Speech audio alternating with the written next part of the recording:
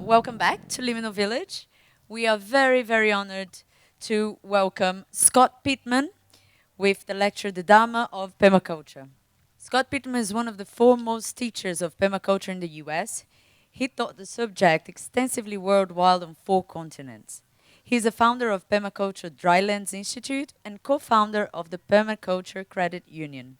His experience includes working with indigenous and traditional people worldwide, designing projects that range from backyards to 1,000-acre farms, and activists in promotion of sustainable living. Scott has been teaching and designing properties for over 30 years in over 38 countries. He is currently writing his book called Dharma Permaculture. Please welcome Scott Pittman.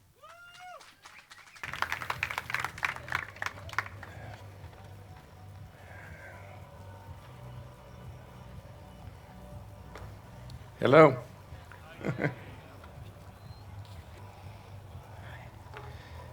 How many here know what permaculture is? Oh, good.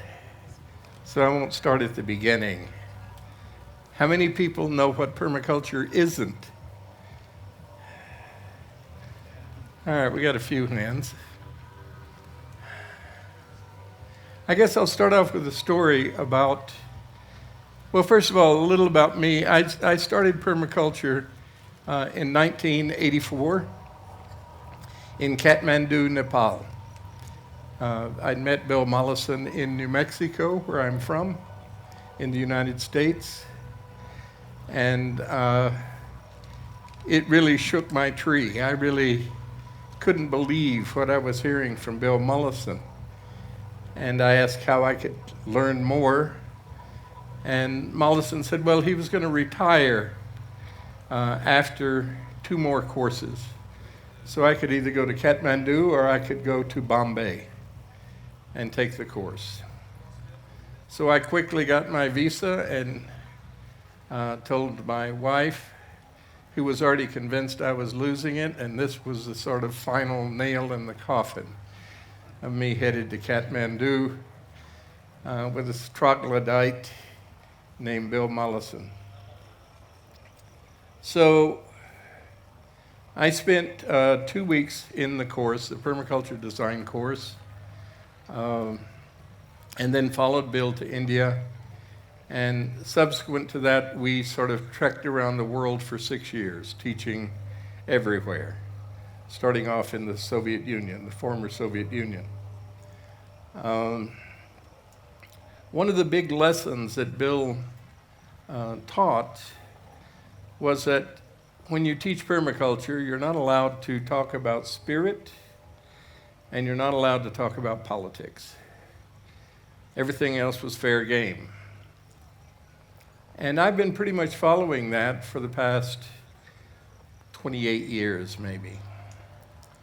But I started getting nervous about the lack of spirituality in permaculture because it is such an obvious part of what permaculture is. And if you took a decent course, it began with ethics and the ethics of permaculture. And the ethics of permaculture really spell out how we should be as human beings on the earth, what we should be doing, what we should be caring about. And it starts off with care of the earth, and then care of people, and then a return of all excess from yield to care of the earth and care of people. So it was a very cyclical, whole system way of thinking about what's happening on this planet, what's happening to the humans on this planet. A year ago, I moved to an ashram, a yoga ashram in Costa Rica. I've been teaching in Costa Rica for 9 years, just to see what it was all about and to explore my own spirituality. I mean, I've always known that I had a spirit somewhere, hidden deep down somewhere. And it primarily came out when I taught. When I taught young people. And so I've been there for a year. I've primarily been, it's a yoga tradition of meditation, hardly any exercises. No hot yoga, none of the poses, but just sitting in silence for 5 hours a day. And it's been a transformative experience for me. And it also, I went there, I got a grant to write a book. And I was going to write a book on permaculture. And the longer I was at the ashram, the more my outline for my book looked pallid. So I sort of threw away my outline and started looking into what is the Dharma. Dharma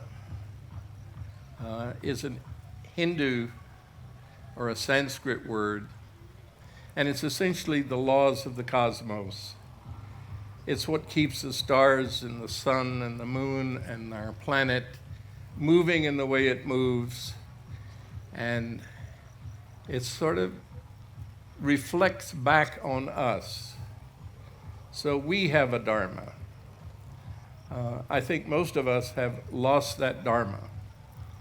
I think the Dharma has pretty much been hijacked by a kind of capitalist greed that seems to be moving all over the planet.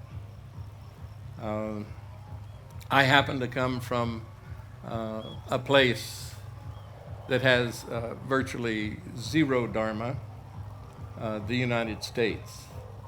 And in many ways, I think the United States has been one of the leading advocates of getting rid of Dharma, getting rid of ethical behavior. So that's been my search. My search has been, what is it in permaculture that draws people? Because I've been teaching it for 30 years. I've never lost a student. They stay for the full 2 weeks. There's a moment on day 4, I call it the coming to Jesus moment, when people realize all of a sudden that if I stay here, I'm going to lose deniability. I can no longer say, I didn't know. You know, I've got to confront a kind of reality that I'd rather not. It's particularly hard, I think, if you have a 9-to-5 job somewhere and you've managed to get those precious 2 weeks off and you find yourself in a class, and the class is essentially saying, you ought to be doing something else. You ought to be spending your life engaged in something that feeds you and nourishes you and that creates a kind of love of life, rather than making our way through these long days, many in cubicles, many doing things that we would never have chosen to do, just to survive. So the survival skills of permaculture, I think, are incredibly valuable. I think people should know how to grow their own food, and I think that permaculture teaches that. It's a good thing. People should be able to build their own shelters. People should form communities and support each other. So that part of permaculture, I don't really have any qualms about. I do have qualms about something I see moving into permaculture, which are the poser crowd. There's a poser crowd that has slowly seized permaculture because the word is now marketable. Now you can say, I do permaculture, and chances are you can get good jobs from that. So I'm finding more and more, thank God it hasn't, grown any faster than it has, of those individuals who are only looking for, how can permaculture make a buck for me? How can I become a millionaire with permaculture? How can I become a Donald Trump of permaculture? that is the kind of thing that really concerns me about permaculture. People who don't have the experience and don't have the heart to be teaching it, and yet they're teaching it. And they're making promises to people that can't possibly be kept. So then I decided I need to write Dharma Permaculture. I need to really focus back on the ethics of permaculture. And when I look at the ethics of permaculture, I realize how incredibly insightful it was when David Holmgren and Bill Mollison wrote the first permaculture book, and when they started permaculture in the late 70s. And I don't think that either one of them really realized what they had written into. It's like a code was written in that I don't think they really understood what they were writing. And the ethics is sort of the keystone to that. Care of the earth is an enormous statement, if you think about it. I mean, how does one care for the earth? I mean, we don't even know really how 90% of the processes that happen on this planet operate. I mean, science has been pecking away at the edges of it, but we've just discovered about soil life and the whole kingdom that lives underneath the soil that we walk on or dance on. And understanding that is a daunting task. And the only way I think we can really understand it is to understand ourselves as part of the cosmos and looking at our own internal processes and the way our bodies work and use that as a metaphor for how the earth works. And it's very, very similar. So that was my first big education I had to do. I went to university and I studied anthropology. I took the required biology courses, but I didn't know a lot of biology when I got into permaculture. I was watching sometime back a video of that now they can do these incredibly micro lenses that take pictures of things that you wouldn't believe existed.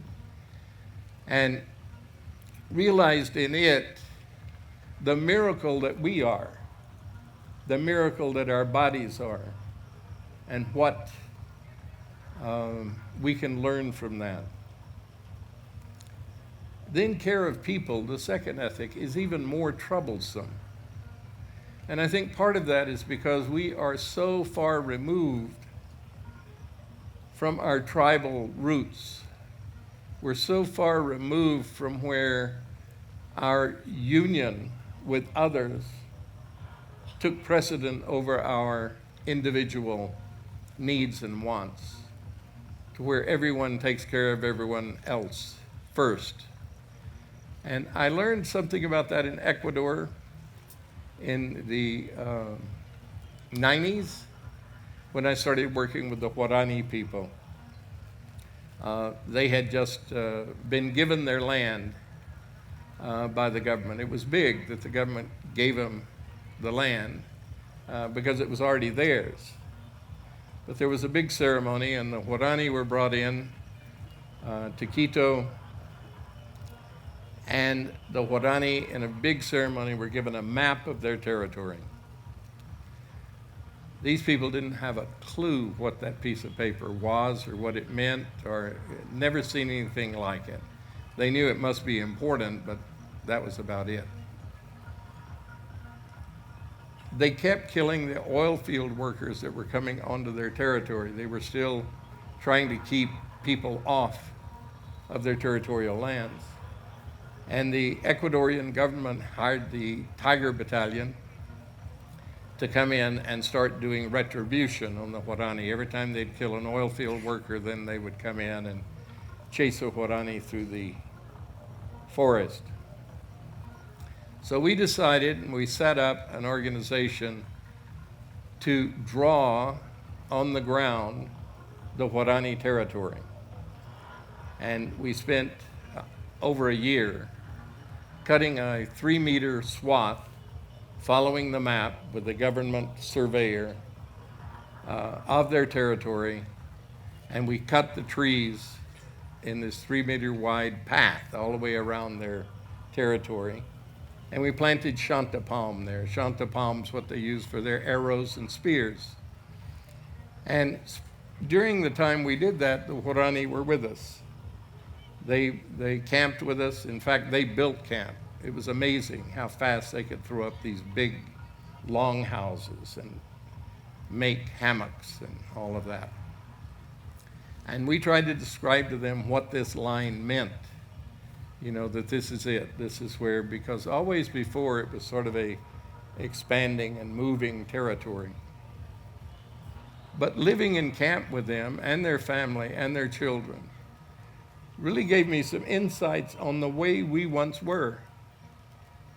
One of the things that astonished me most, and I guess it moved me more because I had children, still have, but they're now adults, and watching the Huarani children at night, because wherever they were, they would climb in the nearest hammock and go to sleep. It didn't matter who it was.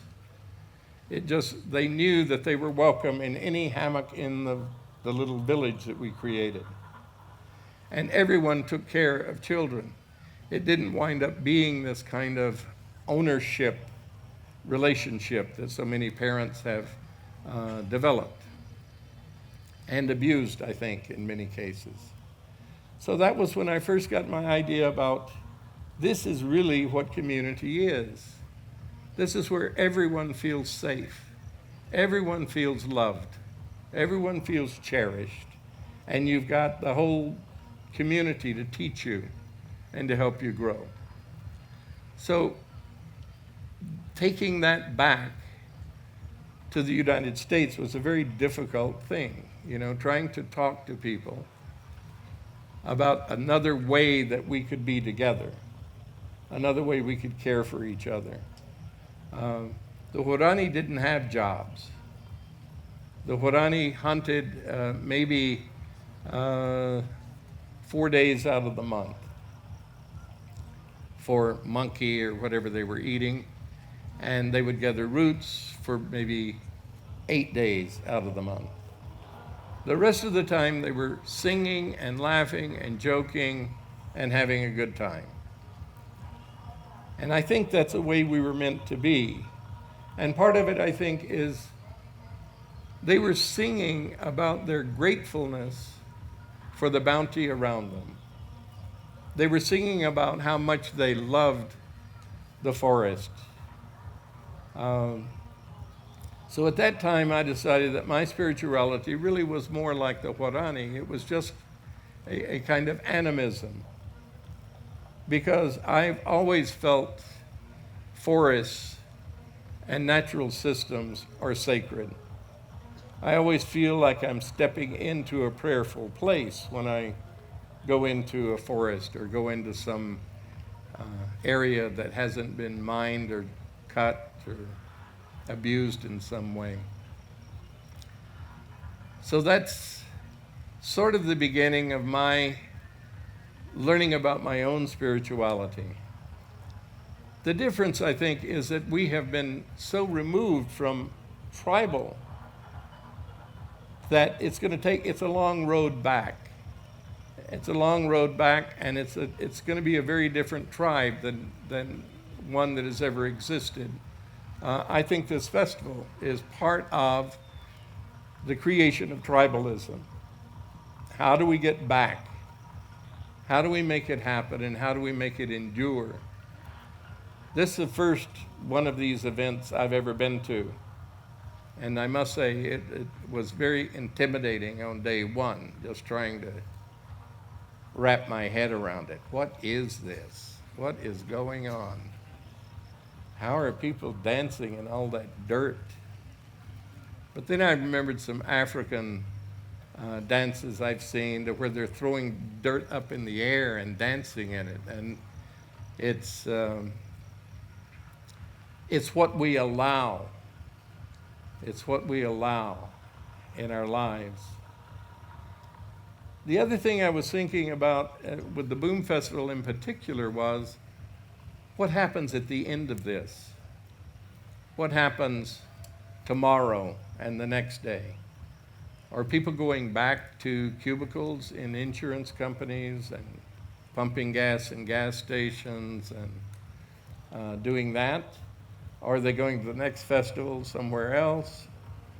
What is the long-term plan here? I don't have an answer to that. Maybe in your questions and answers you can answer me. And then a return of excess. The third ethic, which to me is a critical ethic because it's a realization that the earth has given us a gift and our communities give us gifts. You know, the person who's growing our vegetables is giving us a gift, and believe me, it's a gift. If any of you are farmers, you never get paid for the labor that goes into growing carrots and lettuce and tomatoes and all of that. If I figured my hourly wage out, it's probably like $3 an hour or something. It's a losing proposition. But if you don't look at it in monetary terms, it winds up being an incredible exchange with other human beings to where you're really proud of what you're offering, and they are very grateful for what you're offering. So that exchange could very easily be turned into that recycling of gratefulness that the Huarani share living in their forest. So that has led me to, in the community I live in, which is a small rural community, I live on a 10-acre farm, to deciding I needed to do an inventory of the farm area that I lived in, the valley I live in. I live in drylands, much like this. I mean, this is very familiar territory to me, except there's oak here. We don't have the oak. But I was trying to figure out what happens if everything shuts down. Who do I know in my community, the community I live in? I mean, I live in a small community of 7 families. But I'm talking about the larger community. There's 2,500 people in my valley.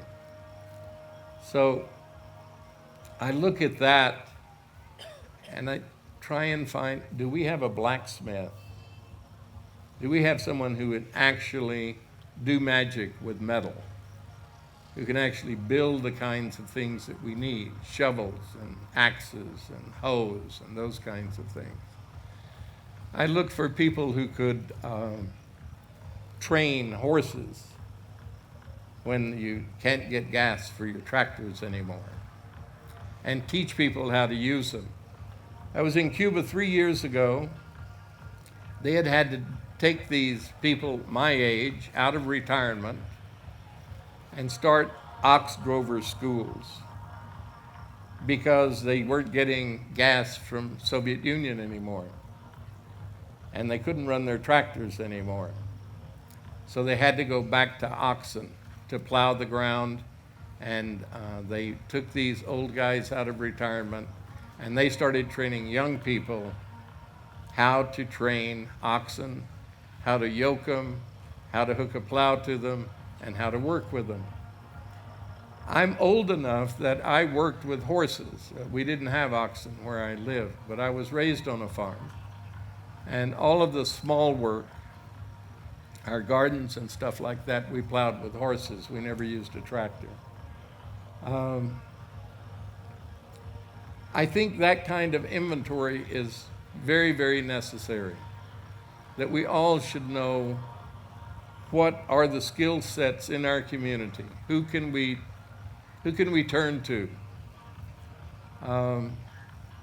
The sort of downside of this is I really see, particularly in the U.S., it's right in our face there. I mean, we've got two incredibly rapacious people running for president right now. One is a total nutcase, and the other one is a neoliberal who would conquer the world if she could. She really wants to open the empire.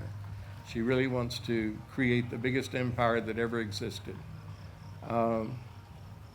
I think they're going to run us right into the ditch. So I'm feeling very urgent now about inventorying my community and knowing who I can turn to and getting to talk to them, find out what our differences are, and find out where we can meet. But I ultimately think it's relationship. And it's sort of back to my experience with the Huarani. They trusted each other implicitly. There was no doubt that everyone there would come to anyone else's aid, just like with the children. I think we're going to have to recreate that ourselves. I think that nomadism is over. I think we can afford to be moving around a lot now. I know on my farm, I've got trees that have been in for over 10 years that are just now bearing fruit. It becomes a very frustrating process to plant fruit trees in a rental property and then having to move on in 3 years before you even get a hint of any kind of fruit. Or to build soils. In my country, and in this country too, I think it takes 5 to 8 years to build decent soil so that you can actually garden. So it's a long-term investment if we're trying to create these kind of sustainable communities. And it's one where we really have to commit, not just to a group of people, but to the land itself. I've been part of the community process for a very long time. I mean, I was part of the hippie movement of the 60s in the United States, where all of us headed to the woods and built places and learned how to garden and learned how to do things. And we did that because we all loved each other, but we didn't have a clue what we were doing. And we did it with I think what helped us a lot was there was some very good LSD then. And so we spent a lot of time stoned and sitting with each other and getting to know each other and getting to know where all the warts were and what we needed to do to make everyone comfortable and happy. But right now in the United States, there's probably 4 of those communities out of hundreds of them that sprung up in the 60s. 4 of them had long-term survival. I teach at one of them, which is called the Lama Foundation outside of Taos, New Mexico. And it is a spiritual community. And it's been held together, starting with Ram Dass and a bunch of other sort of hippie-turned gurus. And they've managed somehow to keep this thing running since the 60s.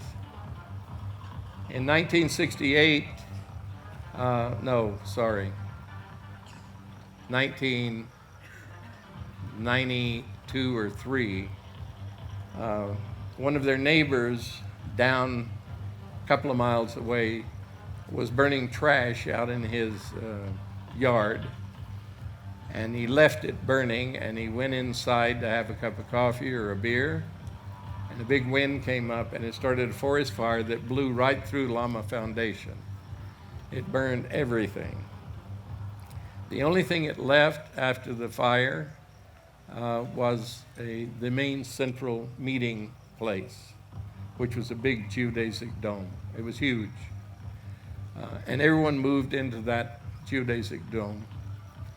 So the Permaculture Institute, which I was director of, still am, and another organization got together and we started a thing called Build Here Now. And for 5 years, we would go into Lama and we rebuilt it. We gathered people together. We got donations for wood and whatever we needed. A lot of it we used the burned timbers on the land, and we rebuilt Lama's physical structure, and it's still going. The farm is another one in Tennessee, started by Stephen Gaskin, and I would say that was more or less a spiritual movement. It was a movement of people who really cared for each other and wanted to realize a different life, another kind of life. One of the things that I learned at the ashram this year was that the yogas 7,000 years ago were writing Vedas about this period we're living in. They called it the Kali Yuga. The Kali Yuga is one of the time periods. Kali Yuga is 1,200 years. And during those periods, during that cycle, there's 4 different time periods. Kali Yuga is a cleansing period. It's a period where everything gets wiped out and we start all over again. We start climbing the ladder again, trying to get back to Sat Yuga. Sat Yuga being the longest of the time periods. In Vedic literature, it says people lived 100,000 years lives, that the earth provided everything they needed. They didn't need to farm, they didn't need to do anything. They lived much like the Warani did. They communicated by telepathy. There was no courts, no policemen. Everybody knew what everyone else was up to because mentally they were all connected. Following that is Dwapara, and there's one other. The Greeks had a similar system, starting with the Golden Age, silver, copper, and iron. Iron being Kali Yuga. According to my teacher at the ashram, Sat Yoga Ashram, we are in the last stages of Sat Yuga. It's supposed to end in 2025. Now, if you look at the Sanskrit literature, and different scholars have different takes on it, you'll see that people have got time periods all over the map. I like 2025. It feels about right. I mean, Trump sort of put the total cap on it for me. I said, if we got Trump coming up as president, we must be at the end of it. How could it get worse? So that's what I'm looking for, and that's what I think we need to be preparing for. That's why I keep teaching permaculture, because permaculture is a system of how do we live sustainably. We haven't done a very good job of how do we live with each other sustainably. How do we learn to open our hearts and trust each other enough that we're willing to join together and create a new world. And I think that anything less is a big loss. So that's in a nutshell what I have to say today. I don't know how far along am I.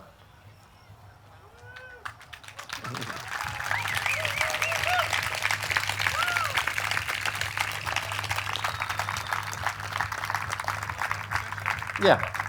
Questions, raise your hand, please. I just want to know, why is permaculture not... Where are you? Raise your hand so I know who you are. There you are. Yeah. Why is permaculture not taught to children at schools, like normal institutes in South Africa? It's not really taught. I was just thinking, surely if you taught permaculture from a young age, you can go into life knowing how to live sustainably. That's what Pope Benedict said about Catholicism. I don't know. It is being taught to children. There is a website called Permaculture for Children that starts at preschool in the United States. I know in Africa there is several schools that teach permaculture. My difficulty with it is I think that our educational system is a brainwashing system. And I personally wouldn't turn my child over to an educational system the way it exists now in the United States. Because they're trying to plug people into a post-industrial society, trying to get them to go to college and do all of those things, all of which I think is dishonest. I mean, maybe if you become an engineer, you can go to China and get a good job. But who wants a good job? I mean, of the type that they're preparing you for. So I think first we have to figure out how do we learn? How do we fix learning? Because the system we have now, if you read Dumbing Us Down by Gatto, you'll find that most public school systems around the world are based on the Prussian model. The Prussians set up an educational system to train future soldiers. So they wanted obedience, they wanted lines, they wanted discipline, and they wanted to get rid of the windows in schoolhouses. And they've done all of that in the United States. It's a wretched place to put feral children in and try and tame them. It's the worst kind of treatment of children. I think it's a mistreatment of children. So I agree with you that it's critical we start teaching children. My son, who's 8, loves to work in the garden. He follows us around. Whatever we do, he wants to do. And I think that's one of the best educations there is when children are included in all activities of a living community. So.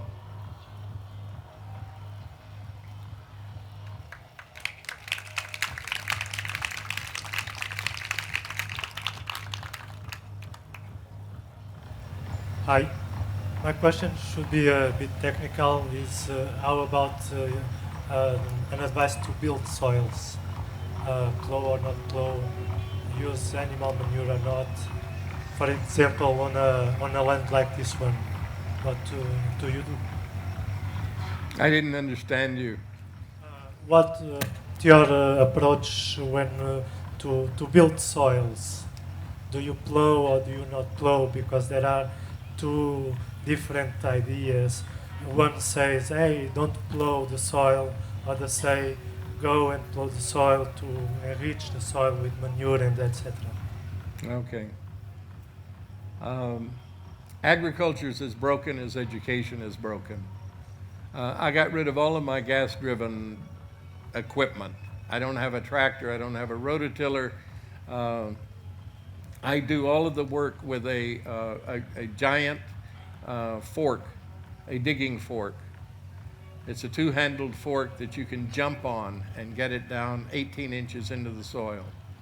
I don't think we need to turn soil. And I think if you understand the different levels of soil development, you know it doesn't make sense. Indians used to watch us turn soil upside down and they thought we were crazy. American Indians.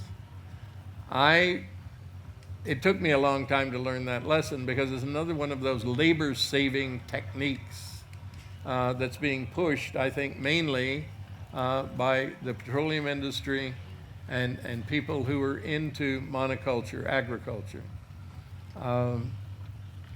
We've found over and over again, and it still isn't a big newsworthy item, that small farms produce way more than these big 1,000-acre monocultures. Unfortunately, what I've seen a lot in the organic movement is the same kind of practices. You know, people planting 500 acres of tomatoes to sell to Whole Foods grocery store, which is a pseudo-organic store. So for me, it's the biggest farm, I think, that's humanly possible to even begin to deal with is probably somewhere in the neighborhood of 8 or 10 acres. Anything bigger than that, and you just wind up being a slave. Unless you've got a large community. But even then, I think with a larger community, everyone takes sections of it and works on it. I don't believe in big farming. I don't think we need big farms to feed the planet.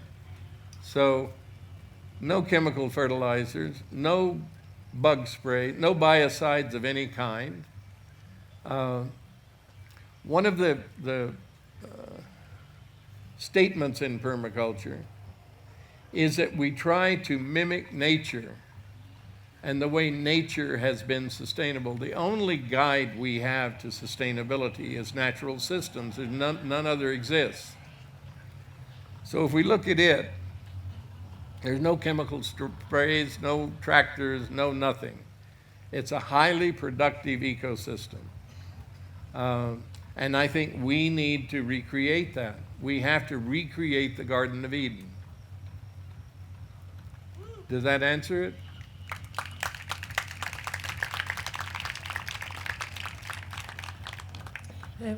Good evening. Thank you very much for your amazing speech. It's related more or less what Sir Paulo says. I would like, because I already did say it, like we are starting a local producers association in Spain. Most of them are organic. When we suggest them to use permaculture at their farms, the most common answer, they say, but you know, permaculture is it's not profitable, you know, like you cannot produce food following permaculture and being profitable. I know it's like it's possible, but I would like if you can, what can I say to them, like to convince, like, no, it's like possible, but I don't really know the answer, like a quick answer. But thank you. Well, first of all, the only way you can talk about it is if you have one. That's the thing that turns the corner on skeptics. If you say, you don't think it can be done, come look at my place. Come look what I'm doing. If you're successful, everybody's going to be looking over your fence and wanting to copy you. It's a slower process, and it's a real hard. Here's someone who's been farming for 30 years, and you come along and say, I know a better way. They say, yeah, sure. Where is it? You know? Farmers are very skeptical. It is one of the most dicey occupations in the world. I mean, one rainy season that doesn't happen and you're wiped out for a year. So they're right to be skeptical. They really want proof. And I think we all need to be creating models everywhere, even if it's just a garden. You know, if your garden kicks ass next to his garden, he's going to pay attention to what you say. But until you reach that point, you know, it's not like a debate society. And if you get into debates, generally you just alienate people. You know, because they just become more entrenched in their belief system. All of this is about belief systems, right? So I think we have to do it. We just have to create it ourselves. There's a great organization in Oklahoma City that feeds about 3,000 people a month in a big urban area. And it feeds them from farmers that they've made deals with. They've contracted for the food. But they put conditions on it. We'll buy all of the food you can produce if you produce it this way. No sprays, no inorganic fertilizers, you know, la da da da da. And they're getting more and more now they're turning away farmers because they've got all they can handle right now, but they're trying to grow. And they've got a co-op, a food co-op, and sell in some of the most blighted areas of Oklahoma City. I don't know if that helps, but that's the best I can do. Hi, Scott. Where are you? You're at 2 o'clock. Hello. You mentioned your work with the Lama Foundation in Taos, New Mexico. Yes. And I was wondering if you do any work with the Earthship community there and what your thoughts are about extending the tenets of permaculture into the built environment. I have a problem with earthships primarily because of the process of curing tires. It's an irradiation process. And to take an irradiated product and stick it in the walls of your house and covering it with earth, it's like, you know, building like all the granite houses I see around here. With granite houses, you know, emit radon. I have the same feeling about those. I think they're labor intensive, incredibly labor intensive.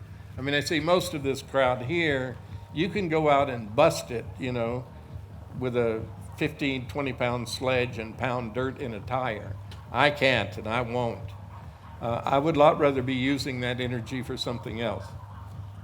Tires, I think, are great to use as to retain slope, to where it's not contained, that toxicity isn't contained. But its best use would be to make roads, because you can grind it up and reuse it instead of drilling for more asphalt. The actual architecture is a good idea. Putting houses underground, especially in dry lands like this, it's a perfect solution because you can keep your house cool all year and keep it warm in the winter. I mean, it's called the flywheel effect. It's the surface temperatures migrate down into the earth and they hit your walls at the perfect 6-month interval. Tires is what I have a problem with. Earthships, I don't have any problem with. I just wish you'd do it with something else. But that's Michael, what's his name? The architect. He's always been in love with putting recycled stuff in his houses, beer cans, wine bottles, you know, and tires was sort of his major accomplishment. I think your labor could be used much better. I think it'd be better to spend 5 hours a day meditating and instead of pounding dirt and tires. And there's so much material. I mean, I'm a great believer in cob and adobe because it's free, it's right here, you dig it up, you turn it into bricks, you build a house. Done. So I'm much more into earth-based building materials than I am in industrial-based building materials. Thank you.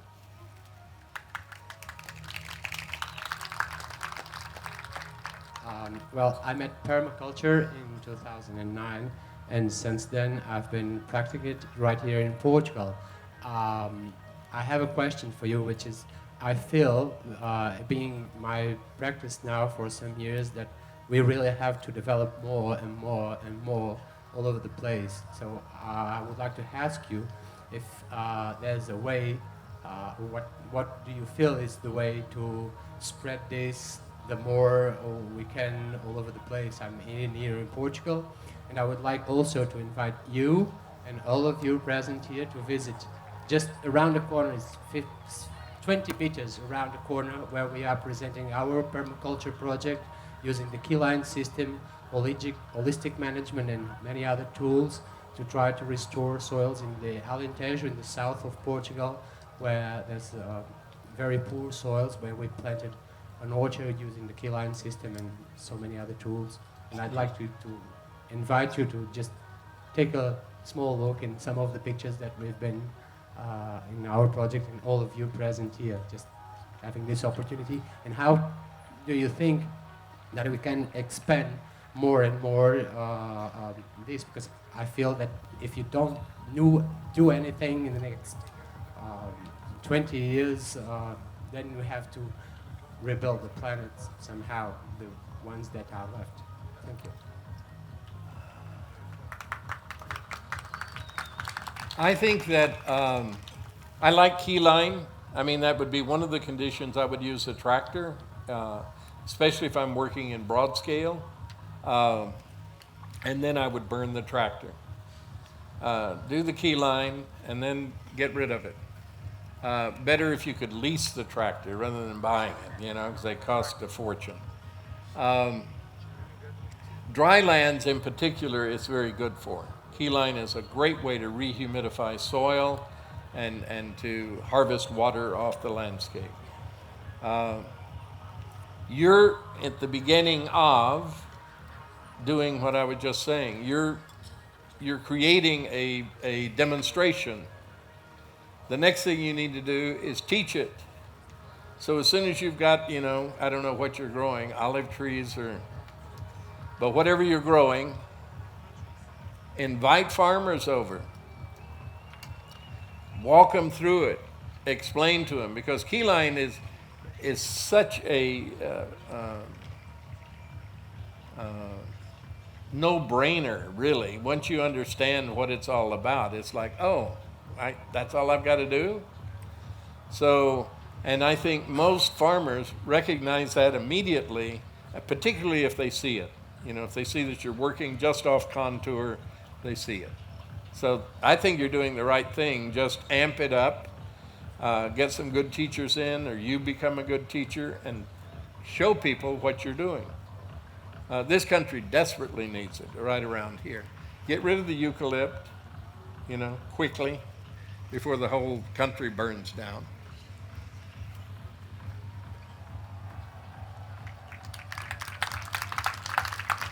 You're there. Hello. Yeah, thank you for coming. I'm very honored to meet you. And yes, I thought maybe I can use this opportunity because I've been setting up a permacultural project in Kenya for the past 4 years, and it's been a long struggle to get it ahead. And what you were saying, renting and then losing all the work after you have to move, and so. But now there's local friends have bought 5 acres, and now we're setting up the project. And so it's going well now finally. But I thought maybe I can take this opportunity. Because I'm going back after Boom, I'm going back to Kenya again, and so I thought maybe if there are any people on Boom that are interested somehow to be involved in the project in Kenya, then they can contact me, and maybe we can see what comes from that. Great. I would also recommend, I have a Facebook page, Permaculture Institute. Advertise it on the Permaculture Institute. It's an open site. I know it. I have it on Oh, Facebook okay. also. Yeah. I also have a website, which is permaculture.org, for people who want to know more about the Permaculture Institute and our teaching schedule. Yeah, I was wondering what your stance on GM is, because it's quite a controversial issue. I mean, I'm quite anti-pesticides and stuff because that has demonstrable negative effects, but GM, although it's kind of corrupted by just capitalism, you know, people make it to make more money and, you know, stuff. I don't think as a concept it's inherently bad. I was just wondering what your thoughts are, because you're obviously someone who knows a lot about this sort of thing. Well, you're talking about genetically modified. I have deep hatred of GM, mainly because there is a lot of literature out there about the negative effects of GM, particularly the glyphosate on the human organism. A lot of studies have been done in Argentina. In fact, Argentina now has laws to where you can't spray near a village. You've got to stay, I don't know how many thousand meters away from a school. there has been an enormous propaganda done by Monsanto. In the US, it's been particularly carried by Obama, our current president, and Hillary Clinton was one of their mouthpieces more recently. It's Bill Gates is trying to convert Africa into a GMO. What happens with GMOs is you forget about the negative physiological effects of GMOs. It's gaining control of seeds to where you are the only source for those seeds. There is now massive kinds of farmer suicides in India because of this very thing. The U.S. has been flogging, that's part of our U.S. aid program, is to get people converted into USDA agriculture because they want to sell those products. Monsanto, who sells that one, also sold DDT, and they still sell DDT, they just can't sell it in the US, they sell it in Mexico. I use an ethics screen. If something can't pass care of people and care of the earth, then it doesn't get past my screen. I won't use it. I think if you dig into the literature, I know that there's big controversy, and there's some agronomists and scientists who say, you can drink glass full of glyphosate and it doesn't do anything. There's other people saying it's a deadly kind of chemical. I don't think we need it, first of all. I think it's selling us another product that we don't need. In the U.S., it's becoming less and less effective. They're having to up the dosage. Farmers are paying more and more and more because weeds have adapted to glyphosate. And it no longer kills them. It's made them stronger. So, there's a whole hour I could spend raving about genetically modified organisms. I don't believe it in seeds. I don't believe it in animals. I don't believe it in humans. I don't think we know enough. I think we are so cocky with our science, we think we are so smart. And then down the road, we realize, oops, we didn't look at that. And that's where I think we're going with GM right now. Bill Gates is a big fan of GM. He's trying to sell all of Africa on GM.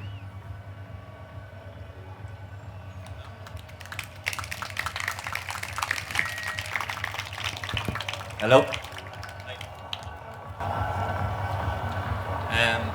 I just have a question for you about basically the earth and how the simple things are being taken away, more or less, and it's kind of more technological things that we're interested in now, especially with kids and computers, and they tend more to play on their computers instead of climb trees and stuff like that. So I look at kind of technology as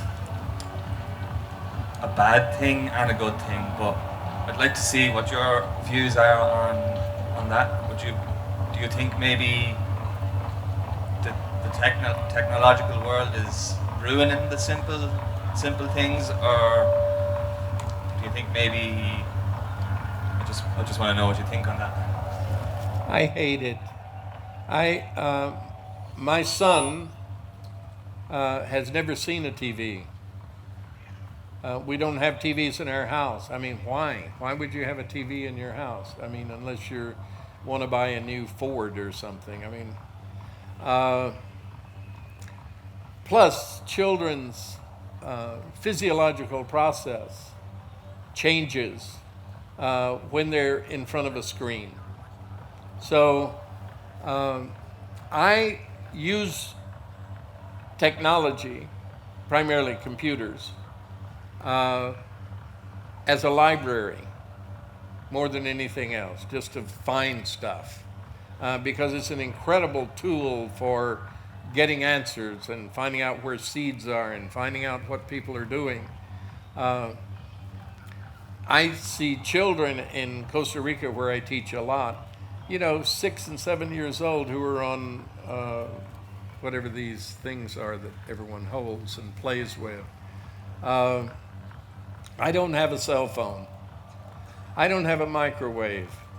Now, I'm a little, I'm not a total Luddite, but I'm close to it because I see how it has taken people away from real experience. I mean, they experience everything through someone else. So. Yeah, so you mentioned a big change around 2025 or that area. I feel deeply that something massive has to happen. And through my experience of getting sick, and I believe the world is very sick, you can heal yourself. And I was just thinking maybe the earth will get rid of the disease, which I predict that will probably be the human race. Do you maybe think that could happen? Which? Getting rid of the disease which is killing the world. Well, what's killing the world, I think, primarily, is our culture. How you get rid of the culture is, I think, we have to replace it. I mean, I hope, though sometimes I don't know if this is wistful thinking, that we don't have to go through a bloody revolution. Because I already lost one revolution in the 60s. And it's bloody and it hurts, and they win because they got all the toys. They're past masters at doing that stuff. So I would a lot rather, one, disengage, don't buy their products, don't feed the machine, don't participate as much as possible. I mean, I'm proud to say I haven't walked into a Walmart in 15 years.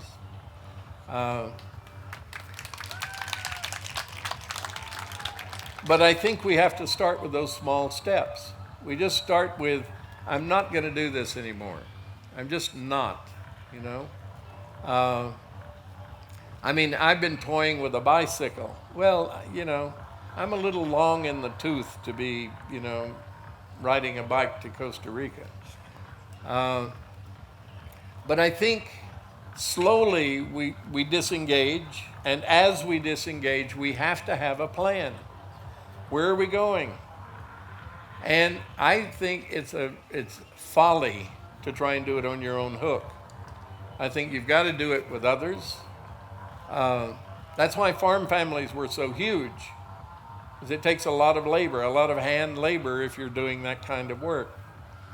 So I think that's how we heal ourselves. We eat good food that we grow ourselves. We know it's good food. It's not some shuck that, Whole Foods or whatever your local greenwash company is. We have to simplify our lives. We have to find things in our lives that give us satisfaction for the things we're giving up, right? We're so addicted to our stuff, and it's because of TVs, it's because of, the convenience. I look at 2025 is when I think it's really bad, but I think soon we're going to see major economic collapse, and a lot of people are going to be in a world of hurt. And I think it's very, very important that we start finding our allies and making a plan and doing it very, very carefully. How are we going to get that piece of land somewhere? My class is always saying, when I say this, I always say, well, but land is so expensive. And I ask them to Google free land. There is so much land out there that, in places people don't want to be. They want to be in San Francisco, they want to be on a lake, they want to be in the mountains. But you can go to Kansas, you can go to Iowa. There's a lot of places where towns have just been decimated because the farms have been sold. And the small farmers moved to town, and is now, quietly and desperately going broke, trying to work as whatever. Those houses and those places, cities will give to you if you'll sign a contract that you will stay there for 2 years. That's all it takes. There's plenty of land. Portugal, I see all of these abandoned places as I drove here. I don't know what price this is, but I think we've got to start making deals. We've got to start sitting down and working with people and saying, I know in my valley, all of the farmers are my age. Their kids went to college, then went to LA. No one's there. The farmers are embarrassed because they've got a weed patch and they don't have the energy to go out and work their own fields. So I'm trying to hook them up with young, energetic people. The problem with that, for me, is that people have to be given equity.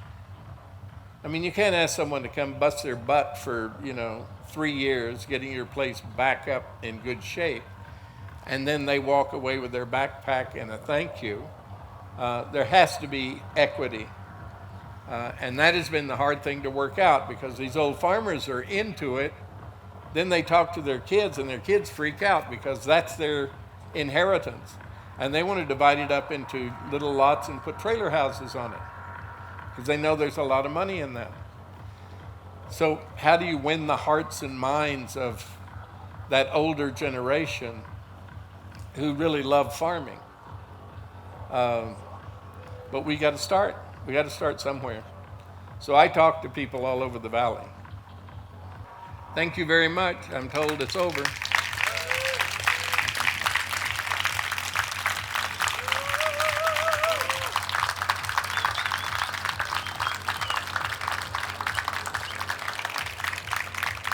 Thank you.